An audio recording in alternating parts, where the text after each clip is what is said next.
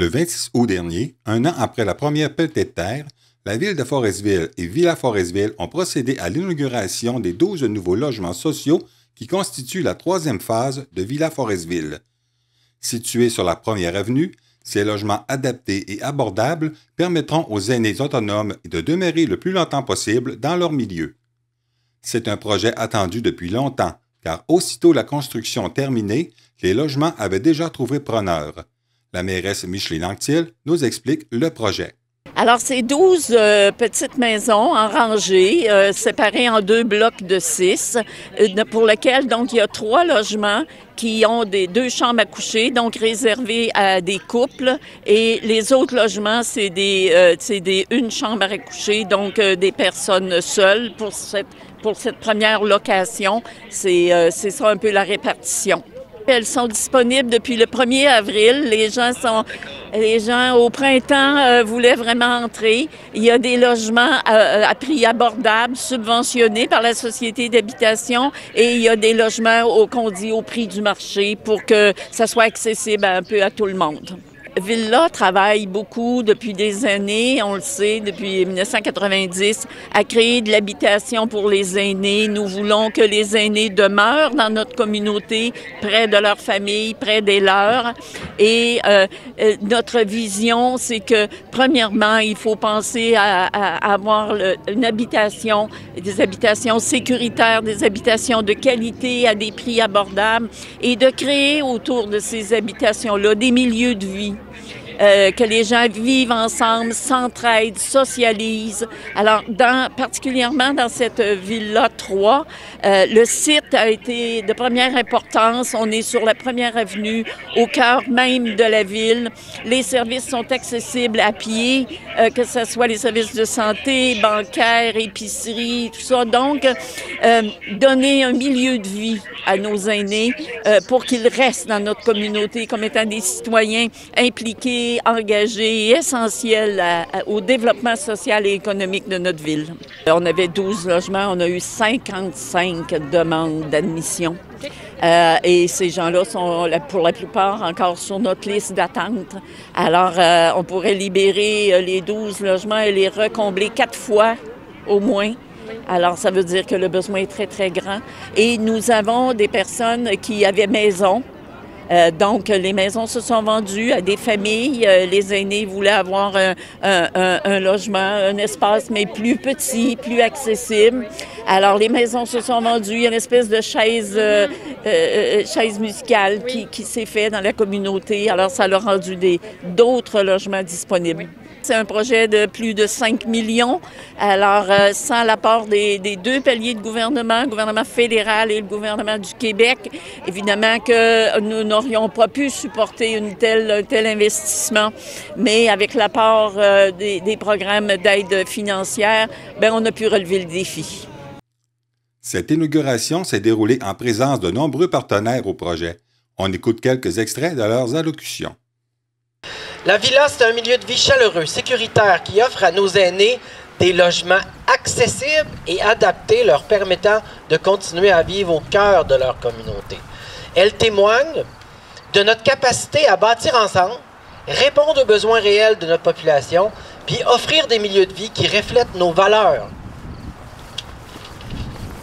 Le projet, dont le coût total s'élève à un peu plus de 5,43 millions quand même, et bénéficie d'une contribution de près de 1,9 million accordée par la Société d'habitation du Québec, laquelle assure également la garantie du prêt hypothécaire contracté par l'organisme. C'est aussi une preuve concrète de ce que nous pouvons accomplir lorsque le gouvernement, les organismes locaux et la communauté travaillent main dans la main pour des projets de cette ampleur. Ces 12 logements, on m'a dit qu'ils étaient déjà tous occupés. Ils étaient attendus et souhaités évidemment par la communauté. Et c'est crucial pour moi de souligner à quel point la réalisation de projets comme celui-ci, c'est important et surtout c'est structurant pour notre région. C'est un projet, je le disais, important qui est destiné à nos bâtisseurs ici dans la région, pour lequel on n'a ménagé aucun effort pour mener à sa concrétisation.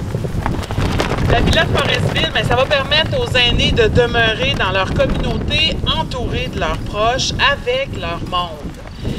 C'est bon pour eux, mais c'est surtout bon aussi pour notre milieu, pour notre attractivité comme milieu de vie aussi. Des infrastructures comme celle de la Villa de Forestville, bien, ça contribue à dynamiser nos cœurs de village et à garder nos communautés bien en vie. Pour moi, quand on parle de logement social et communautaire, on parle à la fois de vision, d'engagement et de mobilisation. Vision, c'est que ça prend quand même du cœur, une idée, un désir, quelqu'un qui va le porter aussi pour allumer la flamme et la porter dans le temps, cette flamme-là. Alors, pensez au logement social et communautaire pour une communauté, mais ça prend des personnes qui démarrent un projet comme celui-là. Alors, je pense à Mme Anctil, mais je pense aussi aux citoyens et citoyennes qui sont derrière ces projets-là et qui permettent de les voir lever, de les voir grandir.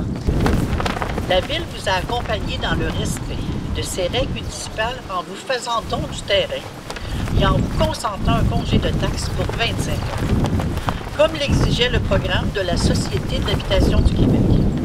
Nous sommes tout aussi fiers que vous d'ajouter ces 12 logements pour aînés au chapitre de nos ressources locales. Nos aînés, bâtisseurs de notre communauté, méritent cette bienveillance que vous leur apportez par vos habitations des Trois-Villas. Votre organisme est important dans notre milieu et son leadership est digne de mention. Ce projet, c'est bien plus qu'un immeuble. C'est vraiment un véritable milieu de vie pour nos aînés, pour vivre confortablement, en sécurité et entourés. Chez Desjardins, nous avons à cœur de soutenir des projets qui renforcent notre communauté et celui-ci en est un bel exemple. Ce troisième bâtiment témoigne de la vitalité de notre communauté, de la communauté de Forestville, et de notre capacité à nous mobiliser pour répondre aux besoins de ceux qui ont bâti notre région. Il est le fruit d'un travail acharné, d'une collaboration exemplaire entre les acteurs du milieu et d'un engagement indéfectible envers nos aînés. La MRC est fière d'avoir contribué à la hauteur de 105 000 $ pour la réalisation de ce projet. Ce soutien financier reflète notre volonté de favoriser des initiatives qui renforcent le tissu social et qui améliorent concrètement la qualité de vie de chaque citoyen. Boissaco et le groupe Boissaco ont à cœur de contribuer et à dynamiser la vitalité de notre milieu. Pour nous, cela signifie d'appuyer des initiatives qui contribuent au bien-être collectif et qui permettent à nos communautés de grandir et de s'épanouir. Le projet de la Villa Forestville s'inscrit parfaitement dans cette vision. Offrir aux aînés des logements de qualité, accessibles et adaptés à leurs besoins. Donc c'est une grande fierté pour nous de faire partie des partenaires qui ont appuyé ce projet, qui va non seulement améliorer la qualité de vie de nos aînés, mais aussi renforcer la vitalité de toute la communauté. On le sait tous, la pénurie de logements est un frein, tant pour retenir les citoyens dans leur ville que pour en attirer des nouveaux. Et il y a le besoin de garder nos aînés en Haute-Côte-Nord. Sans un milieu de vie agréable, ils risquent de quitter la région. Puis on les aime, nos aînés, on ne veut pas qu'ils partent. La mission de la SADC est de contribuer à l'essor socio-économique de la Haute-Côte-Nord en offrant des services d'accompagnement et de financement adaptés aux besoins des entrepreneurs et en initiant et supportant des projets de développement durable susceptibles de stimuler la participation du milieu dans sa prise en charge. Ce projet-là, qui est d'une grande importance pour la Haute-Côte-Nord, est un bel exemple de prise en charge du milieu. C'est pourquoi la SADC est heureuse d'avoir contribué à la réalisation de ce projet avec son programme d'aide technique. On a ensuite dévoilé le nom que portera ce nouveau bâtiment. C'est un honneur de vous présenter ce qui affichera ici les établissements au nom de Madame.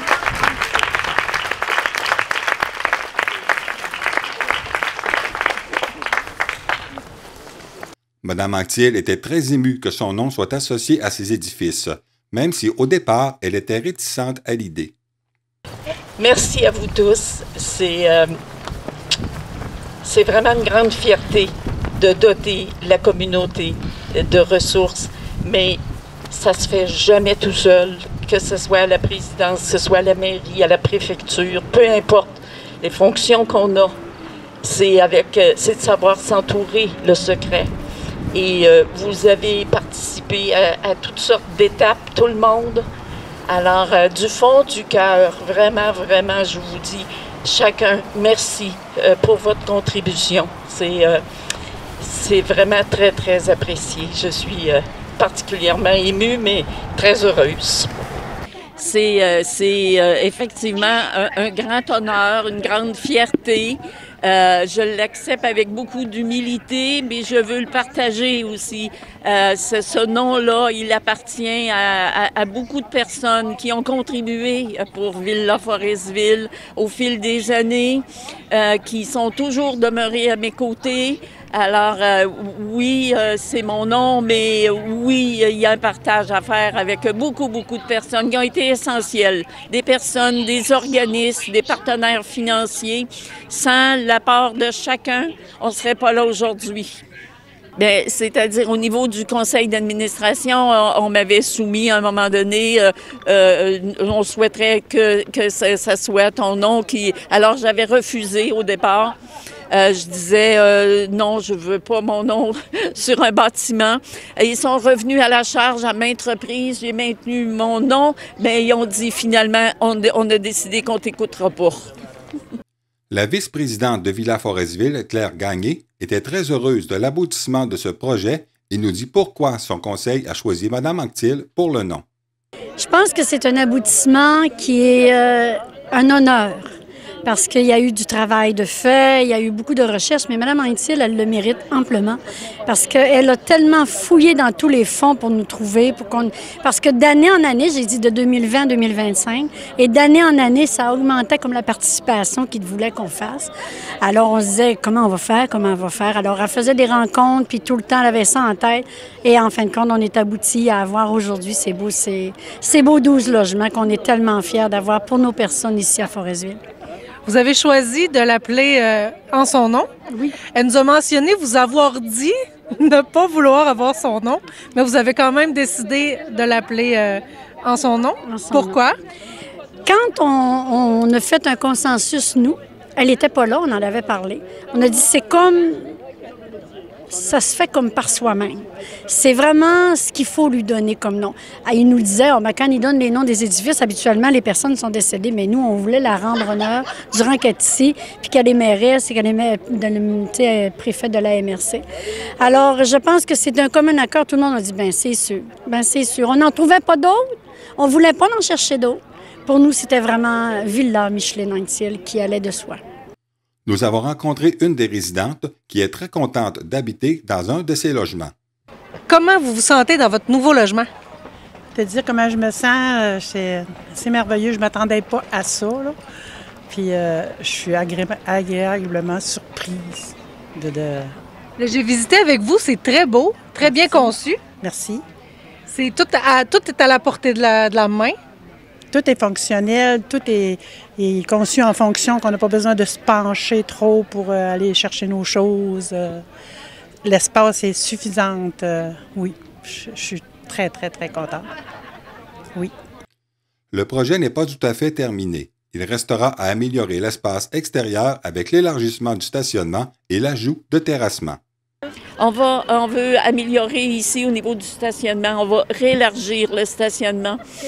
C'était dans les plans, c'était conforme, mais à l'usage, on se rend compte que c'est un petit peu difficile de circuler au niveau des automobiles. Alors, on va agrandir au cours des prochains mois. Il faut que ça se fasse avant la neige. OK. Avant qu'il neige. Prochainement. Et par la suite, c'est l'aménagement du territoire, du terrain pour l'ensemble du terrain ici, planter des arbres, des fleurs, faire en sorte que ce soit vraiment un vrai milieu de vie attractif et sur lequel on va être fiers.